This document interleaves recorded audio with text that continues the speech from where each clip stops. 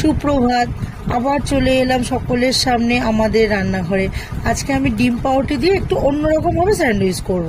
এটি করতে লাগছে পাউরুটি, ডিম, পেঁয়াজ, ক্যাপসিকাম, গাজর, কাঁচা লঙ্কা কুচি, ধনেপাতা, আর এদিকে হচ্ছে নুন, গোলমরিচের গুঁড়ো, বাটার, আর লাগছে হচ্ছে সাদা তেল আর টমেটো সস।